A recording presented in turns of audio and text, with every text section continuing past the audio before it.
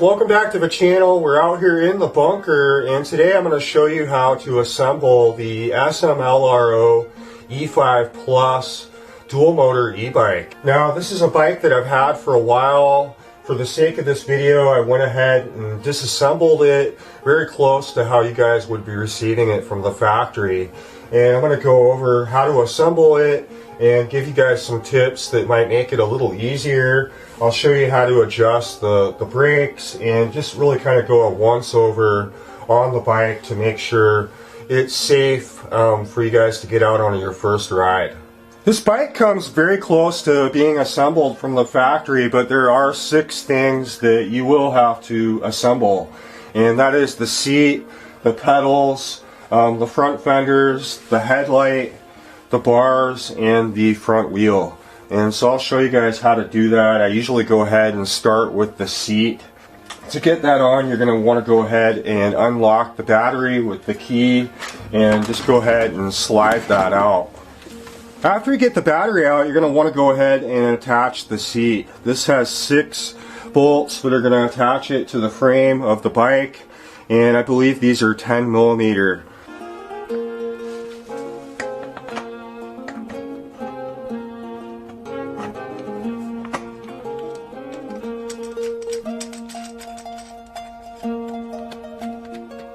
Once you got the seat all tightened down, I usually go ahead and I start putting the bars on. This bike does come with tools, and so you'll want to go ahead and loosen these bolts here on the headset so that you're able to get the bars on.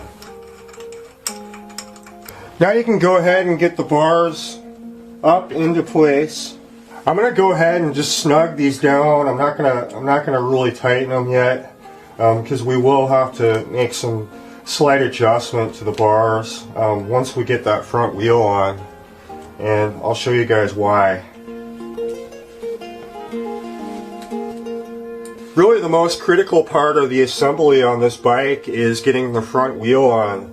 This front wheel does have a hub motor, and so you have to be careful of the power wire, and you have to be careful when you get the brake rotor aligned with the caliper.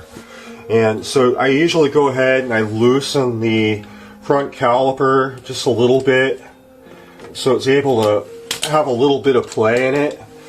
Once we get that wheel on, I'll show you guys how to adjust these brakes. The easiest way that I found to get this front wheel on is just to simply turn the bike upside down.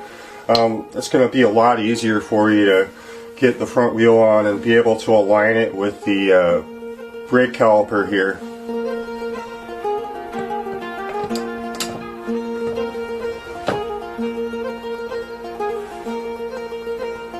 Once you get the wheel into the dropouts, you want to make sure that the power cable for the front hub motor is coming out of the axle kind of towards the rear.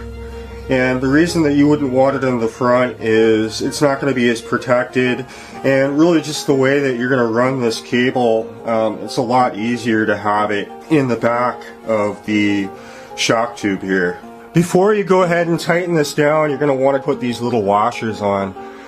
You see they got kind of a little notch here, and they can really only go on one way, and that pretty much ensures that you have a place to tighten to, and that's going to keep this wheel from moving left to right and loosening up and prematurely, falling out of the dropouts. Once you get those on, you're going to want to put the other washer. Do that to each side. Kind of wiggle the wheel from left to right to really make sure that it's seated into the dropouts. Turn the wheel, make sure that it spins freely, and put the bolts on here, and you can go ahead and tighten down the axle. Now remember, we did loosen the front brake caliper. So I turn this, I tap the front brake with my foot, and now I can go ahead and tighten the caliper down. That's going to ensure that that caliper is aligned correctly and the bike is going to stop. Now that we got the front wheel on, we got the brakes tightened down, I'm going to flip the bike back over. Now that we got the front wheel on and we got the brake adjusted and everything tightened down, we're going to plug in the power to the front hub motor. And all the wiring on this bike has barrel connectors, and they'll all have arrows on them. And you're going to just want to make sure that those arrows are lined up, and you can plug that in. Make sure it's nice and snug. The pedals on this bike do have stamps on here, so you can find left and right. We're going to get those on.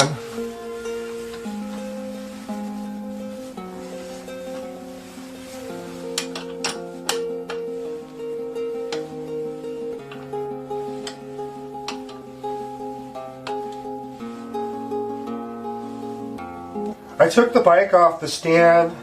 I've got all my weight on it, and right now I'm just checking to make sure that that front wheel is going straight and that my bars are aligned right. And you know, I can lean them forward, I can lean them back, really kind of depending on how I like it. And this feels pretty good right here.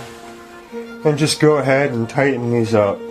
And matter of fact, I like to go around on just about all the components on this bike and just make sure that everything is nice and snug. I normally leave the front fender off. I do a lot of trail riding, but just for this video I'm going to put this on just to show you guys. This fender just slides through here, and then you're going to take your headlight, you're going to get that on, and this is going to bolt right through here. Get that on there. It's got a washer. And then you're just going to get the nut on there.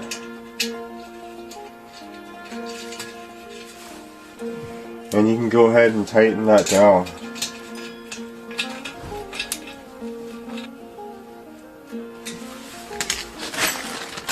Now that we have everything assembled and tightened down on the bike, we can get the battery in. You're going to want to make sure that your battery is fully charged, you know, your first time out on this bike. You can test it. These lights here are going to be fully green, and your charging port is right here on the side. And you can charge this on the bike, or you can take it out if you like.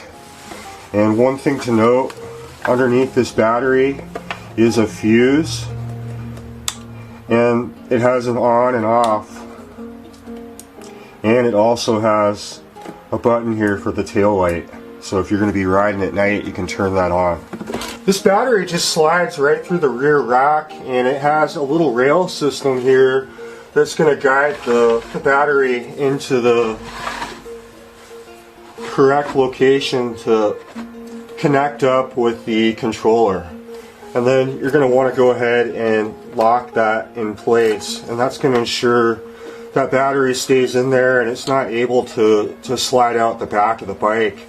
And I don't typically like ever leaving the key hanging in there. I've seen people do it. I usually take it out, and typically I'll just leave it in a place where I know where it's at. I don't like keeping it in my pocket. Sometimes you can lose it, so just be careful of that key. Now that we got the battery in, it's fully charged, I just want to make sure the bike is functioning. I want to make sure the display works. And to turn this on, you're going to just, on the controller here, you're going to just hold that center button down. And that's going to boot everything up, and you can see that the display works here. Want to make sure the headlight works, the horn, and everything seems to be working fine. Another thing you want to check is to make sure that the bike is pedaling, all your gears are working. This has 7 speeds, and so you're just going to want to go through it and make sure that the chain is not skipping. Go up and down in gears, and these are usually pretty good from the factory. I have actually never had to make an adjustment, but if you needed to do so, it's easy enough to do back here with just a screwdriver. I have ridden this bike quite extensively, and there's two things that I normally don't use with this bike, and that's the center stand, which hangs down a bit low, and I ride a lot of fire roads, I ride a lot of real rough trails, and having the extra ground clearance is kind of important for a lot of those areas, and so I just leave it off. I've got the other kickstand which I use, and then I go ahead and I remove the front fender.